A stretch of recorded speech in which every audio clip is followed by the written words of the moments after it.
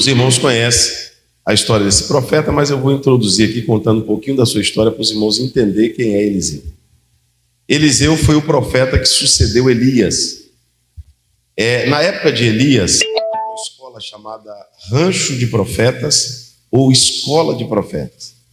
Esta escola nasceu na gestão do profeta Samuel.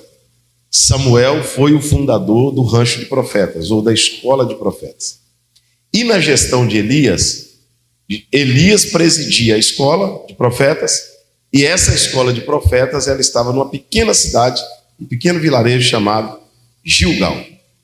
Quando Elias estava na caverna, passando por aquele processo que os irmãos conhecem, Deus disse que ao sair de lá, Elias deveria ungir 3 homens, Azael, Jeú e Eliseu. Só que Deus disse para Elias o seguinte: você ungirá Eliseu como profeta no seu lugar. Todos vocês repitam comigo: no seu lugar. No seu lugar. Não, mais forte. No seu lugar. Outra vez. No seu lugar. Agora olha para alguém e diga para ele assim: sucesso. Sem sucessor é sinônimo de derrota. Aonde você conhece alguém assim que foi extremamente bem sucedido no seu ministério, mas não preparou ninguém para ficar? Ou você conhece alguém que é extremamente excelente no que faz, mas não prepara ninguém para ficar no seu lugar, porque parece que ele tem medo de perder o lugar, como se ele fosse eterno. Só que Deus já deixou bem claro para Elias que Elias não era eterno. Deus disse: olha, você tem que preparar alguém para ficar no seu. Você imagina se uma empresa tivesse um grande gestor, esse gestor morresse e a empresa falisse? A igreja indo de vento em polpa, aí morre o pastor, a igreja diz assim: isso não é sucesso, né? Só é sucesso se tiver sucessor. Como que eu tenho uma boa gestão, mas não preparo ninguém para ficar no meu lugar? Deus deixou bem claro para Elias que Elias não era eterno. E segundo, ele precisava preparar alguém para ficar no seu. Vamos lá de novo? No seu. Então, um líder que não prepara um sucessor, ele tem um problema. E Elias tinha esse problema. Elias não ia preparar ninguém. Se Deus não fala com Elias, Elias não ia preparar ninguém. Segundo, vou chegar lá no Eliseu, vou chegar nessa história aqui, o pastor me deu tempo. Segundo, Deus deu o nome do sucessor. Quem deu o nome? Então não sou eu, no caso de ministério, não sou eu quem escolhe o sucessor. Correto? Que passa de pai para filho a vida toda é casa, irmão. Carro, bens patrimoniais. Não necessariamente a igreja tem que passar do pai para o filho, não. E se o filho não tiver vocação? E se o filho não for quem Deus escolheu? Isso se chama, na minha igreja, que isso acontece muito mais do que vocês, chama nepotismo. O nepotismo reina. A pessoa enfia a goela abaixo quem Deus não chamou. E isso tem levado muitas igrejas à ruína. Porque alguém sucedeu e não era para suceder. Agora, possa ser que quem eu escolhi também seja quem Deus escolheu. Possa ser que eu morra e meu filho assuma a igreja que eu sou pastor. Sim ou não? Mas possa ser que não. Então, Elias não deu o nome do sucessor. Quem deu o nome do sucessor? Deus. Vamos lá. Terceiro ponto. O Eliseu não estava em Gilgal. O Eliseu estava no campo trabalhando. O Eliseu não fazia parte da escola de profetas. Vou bem devagar para chegar lá. Diga comigo. Escola de profetas. E se eu disser para os irmãos que na escola de profetas nem todo mundo era profeta? Não quer dizer que eu faço parte da escola, eu vou ser um profeta em ascensão. Eu vinha conversando com o pastor, eu me converti numa igreja, não vou falar o nome, porque pode ser que alguém aqui seja de lá. Aí de repente a pessoa já vai ficar chateada comigo, deixar de gostar de mim no primeiro dia. Se a pessoa fizer o curso teológico daquela denominação, ele já é pastor.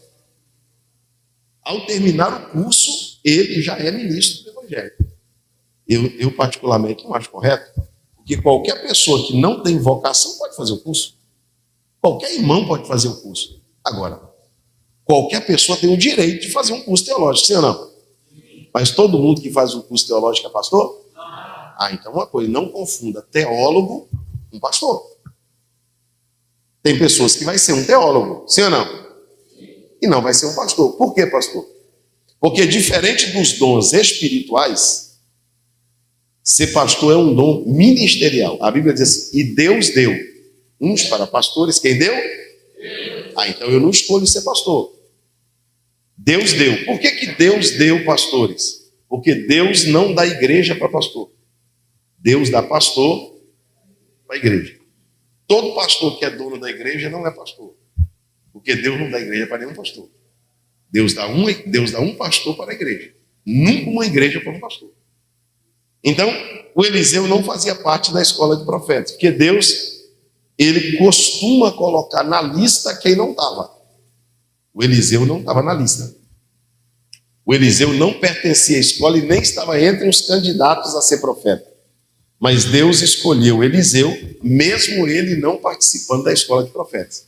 Só que quando Elias pega Eliseu, Elias busca Eliseu, ele está no campo, cuidando do gado, ele pede para despedir da família e ele queima o carro dos bois, sacrifica os bois e vai embora. Quando ele vai embora, Elias leva ele para Gilgal, porque agora, quando Elias joga a capa sobre Eliseu, Eliseu naquele momento recebe o chamado que Deus havia dito para Elias na caverna. Agora, Eliseu já não é mais só uma pessoa que está no campo. Eliseu agora é um chamado para ser profeta. Eliseu é chamado para ser... Só que Elias pega o Eliseu e leva para Gilgal. Porque lá em Gilgal está a escola de profetas. O que está lá em Gilgal? Então, escute isso aqui. Vamos lá, bem devagar. Tem pessoas que é profeta, mas não tem escola.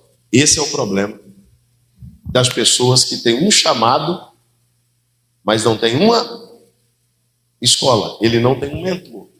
A igreja de Coríntios, pastor Paulo, a igreja de Coríntios tinha 3 grupos de pessoas. Aqui em Santo Antônio do Jacinto não tem, mas lá na minha cidade tem. Tinha 3 grupos lá na igreja de Coríntios, separados, 3 grupinhos. O de Paulo, o de Apolo e o de Cristo. Diga comigo, Paulo, Apolo e Cristo. Quem era o grupo de Apolo? É o grupo que eu gostava do ensinamento de Apolo, do jeito de Apolo pregar, a eloquência de Apolo, o estilo. Tinha gente que gostava do jeito de Paulo, mais catedrático, né? Paulo era mais minucioso, Paulo era mais... Só que tinha um grupo que não era nem adepto de Paulo e nem adepto de Apolo. Eles eram adeptos de quem? Na verdade, o grupo de Cristo na igreja de Coríntios não era de Cristo, era do capeta. O grupo de Cristo na igreja de Coríntios não era de Cristo. E vou te explicar agora por quê. Todas as vezes que você encontrar um crente desses folgado, religioso, metido a santo, que bate no peito, meu negócio é com Jesus, pode saber que o negócio dele é com o cão. Com Jesus não. Todo crente que você vê, eu não tenho nada com o pastor, eu não tenho nada com a igreja. Pode ter certeza que eu estou te falando, esse camarada é do demônio. Ele está na igreja, mas ele é do cão. Quando você encontrar crente assim, não tem liderança, não obedece ninguém, Deus só fala com ele, tudo que ele tem que fazer, Deus tem que revelar para ele. Ele não tem mentoria, ele não anda debaixo de ordem, ele não anda debaixo de conselho, ele não anda debaixo da mentoria da liderança dele. Esse camarada não é de Deus, vai por mim. Vai por mim, não é de Deus. O grupo de Jesus na igreja de Coríntios era do diabo. Por quê? Porque os adeptos de Paulo ainda escutam Paulo. Os adeptos de Apolo ainda escutam Apolo. Agora, os adeptos de Jesus, que disse adepto de Jesus, escutaram Jesus não. É aquele grupo da igreja que se intitula auto-espiritual e eles não têm negócio com ninguém. O negócio deles é com quem? Quando você vê um crente batendo no peito, meu negócio é com Deus. Não é com Deus. Pode escrever o que eu quiser. Toda pessoa que tem negócio com Deus tem negócio com a liderança. Toda pessoa que tem negócio com Deus tem negócio com a igreja. Não existe ovelha autônoma. Ovelha pertence a um rebanho. Esses dias um irmão chegou para mim e disse, pastor, eu sou o corpo de Cristo. Eu falei, não, irmão, o diabo te enganou. Eu sou o corpo de Cristo. Eu falei, não, irmão, você não é o corpo de Cristo. Você é um membro do corpo de Cristo. Você não consegue ser o corpo de Cristo sozinho, não. O corpo de Cristo é a igreja toda. Você só é um membro. E você fora do corpo, você apodrece. Porque você só está vivo porque você está no corpo. Então, não seja individualista não e achar que você consegue ser crente sozinho não. Porque toda ovelha precisa de um rebanho. E todo membro precisa de um corpo. E todo corpo bem ajustado está ligado em Cristo, que é o nosso Redentor. Diga glória a Deus. Então, Deus falou para Elias quem era o profeta, onde ele estava, levou Eliseu para Gilgal, e Elias agora faz alguns testes, pastor Paulo. Eu vou chegar aqui na história do menino, paciência. Elias faz alguns testes com Eliseu. Elias disse 3 testes. Elias fez com Eliseu, antes de Eliseu se tornar profeta. Primeiro, ele diz assim: Deus me enviou a Betel. Deus me enviou aonde? Betel quer dizer casa de Deus. O que quer dizer Betel? Escute isso aqui que eu vou falar para você. Enquanto nós, eu e você que somos pastores, ficamos buscando assim, vamos para o culto comigo, vamos para a igreja comigo, vamos para a oração comigo, vamos para o monte comigo, vamos para a consagração. Elias fez diferente, para testar se o camarada era crente mesmo, se era obreiro mesmo. Elias disse o contrário. Ele diz assim: Deus mandou eu, você não precisa ir não, você pode ficar. Eu estou indo. Aí o Eliseu disse assim: vive o Senhor e vive a tua alma, que eu irei contigo a Betel. Irei contigo a Agora, escute isso aqui. Se o Elias fosse a Betel e o Eliseu não fosse, como que o Eliseu ia ser profeta sem ter acesso a Betel? Irmão, seja sincero. Isso que eu vou falar aqui, nada é pessoal, até porque eu não conheço vocês. Você consagrar um diácono, um presbítero, um líder de departamento que não gosta de igreja, é o culto mais perdido que você fez na tua vida, e o óleo que você podia fritar um ovo com ele em vez de consagrar um obreiro. Você podia fritar um ovo com aquele azeite. Como pode uma pessoa não gostar de igreja? A pessoa mora a 3 quadras da igreja e falta da igreja para ver um capítulo da novela, para ver um jogo. Como que o pastor vem para a oração sozinho, Eliseu não está? A líder de departamento vai para o ensaio, Eliseu não está lá? O pastor vem para o culto, cadê o porteiro? Cadê o diácono? Não. Se Eliseu não fosse com Elias a Betel, ele já estava reprovado. Você vai provar que você tem negócio com a igreja quando você tem negócio com Betel, irmão. Pastor, eu não gosto de igreja, não gosto de congregar, eu não gosto de estar na igreja. Então faz o seguinte: seja sincero, sai da linha. Sai da frente. Pastor, eu não presto para ser obreiro. Para ser obreiro tem que gostar de igreja. Eu não gosto de igreja. Eu não gosto de congregar, eu não gosto de ensaiar. Eu não gosto de culto. Eu vou para a igreja quando eu quero. Então dá licença, sai fora. E deixa um que goste. Porque você vai atrapalhar a obra de Deus. E ninguém pode trazer ninguém obrigado para a igreja, pode? Você pode amarrar alguém e trazer para a igreja amarrado? Não. O Eliseu olhou para o Elias e disse assim: vive o Senhor e vive a tua alma, eu vou contigo. O senhor não precisa nem me convidar. Se o senhor querer que eu fique, o senhor vai ter que me tolerar, mas eu vou. Depois, ele diz assim: Deus me enviou a Jericó. Guerra, lugar de maldição, de guerra. Eliseu diz: vive o Senhor e vive a tua alma, que eu irei contigo a Jericó.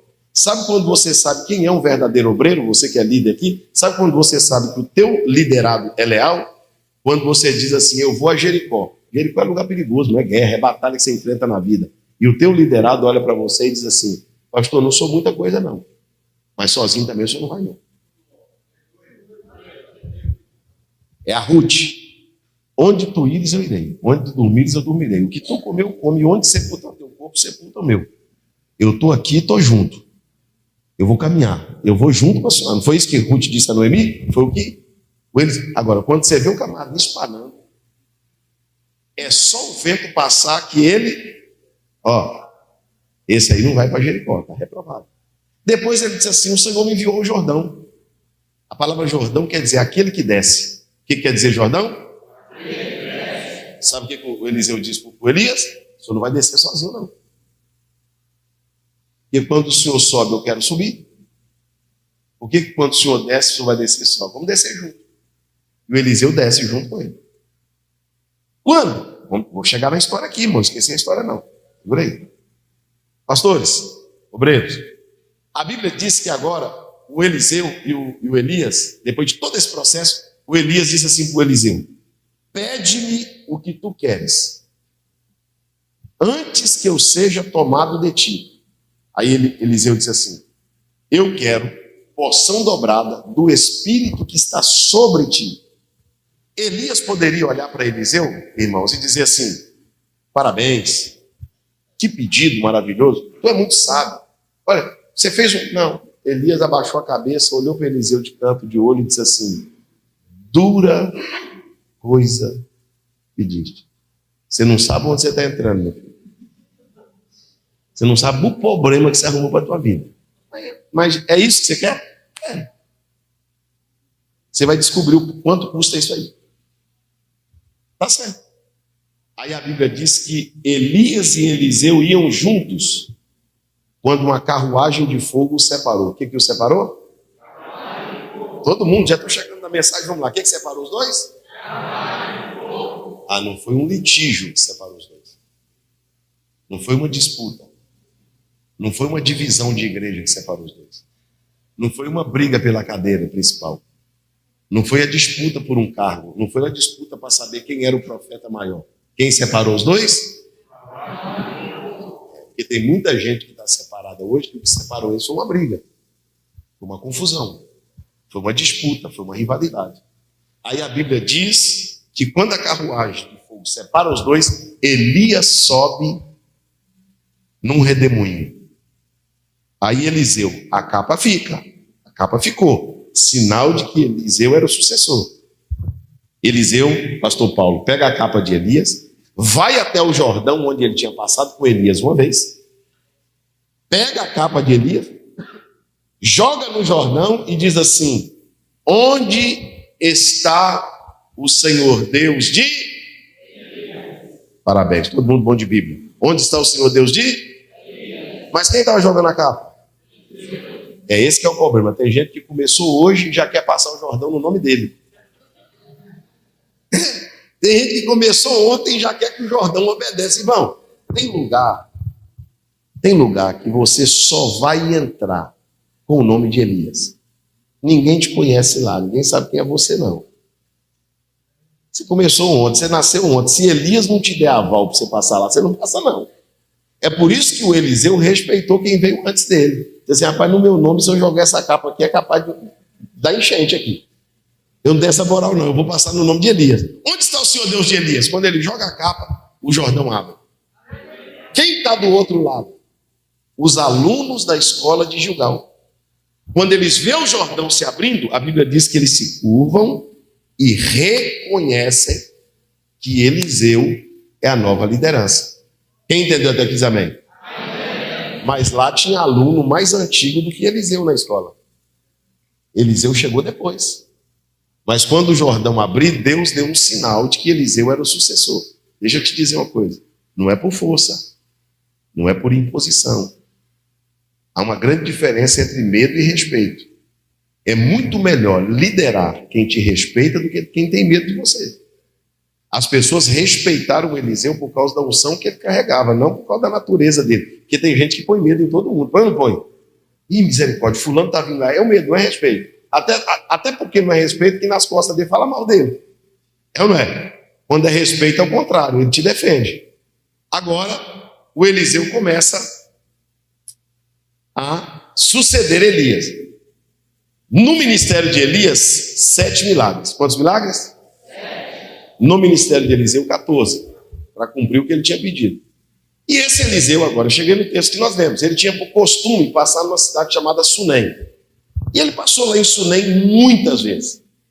E tinha uma família de posse generosa. Uma família que tinha posse, mas tinha generosidade. Reconhecendo que Eliseu era um homem de Deus, quando Eliseu passava por ali, eles ofereciam comida. Homem de Deus, quando o senhor passar aqui, passa aqui para fazer um lanche, passa aqui para almoçar, para jantar.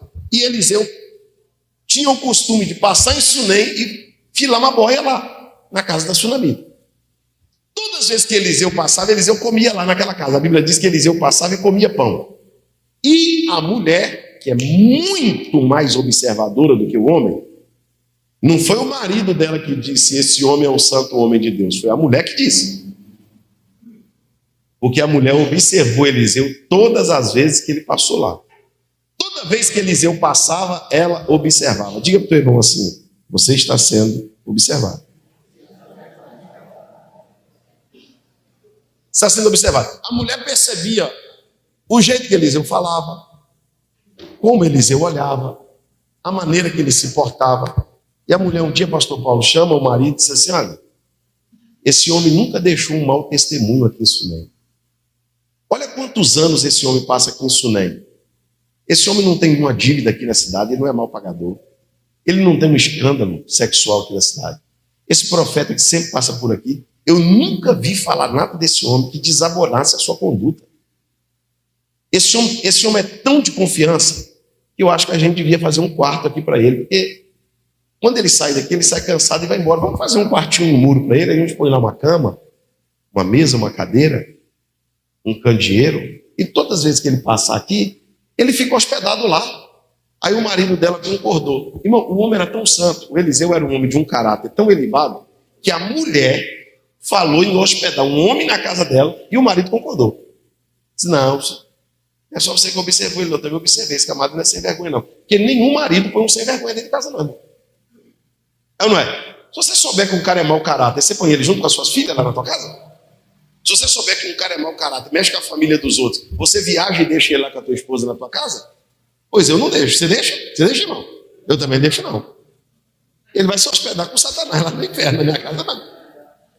Onde que eu vou colocar um camarada mau caráter? Dentro da minha casa? Não, não vou colocar. Quando você coloca Jonas no barco, até Deus sopra o vento para quebrar o navio, você morre junto com ele, irmão. O Eliseu era de bom testemunho. Fizeram um quartinho lá para o Eliseu. O Eliseu, muito grato, muito grato. Vou chegar lá, muito grato. Esse é um problema que muita gente tem. Tem muita gente que não é. O problema do ingrato, irmão, é que depois de você fazer tudo que você fez por ele, ele olha na tua cara e diz assim: não te pedi nada. Você fez porque quis. É assim ou não é? Mas tudo bem. Deixa essa para depois, porque você acabou de pensar em alguém aí. Mas vamos lá. O Eliseu agora chega para o moço dele, para o Geazi, e diz assim: estou entrando na mensagem agora, estou contando a história de Eliseu para vocês, para chegar na mensagem. O Eliseu chega para o Geazi e diz assim: olha, eu fico até constrangido. A gente vem aqui, come, dorme, se hospeda. Eu queria fazer alguma coisa para ajudar essa família. O Geazi disse assim: dinheiro aqui não adianta não, porque essa mulher é rica. Pedir bênção financeira para ela não adianta, porque essa mulher ela é uma mulher de posse. Agora eu percebi uma coisa: ela é rica, mas o marido dela é velho. E eles não têm filho. A Bíblia não diz que a mulher é estéril. A Bíblia diz que o marido era velho. A Bíblia não diz que ela era estéril. A Bíblia diz que o marido era velho. Eu não sei se ela casou com ele porque ele era rico, ou se casou porque gostava, mas certo é que ela era muito mais nova que ele. Mas o Eliseu disse assim: boa ideia. Essa é a ideia.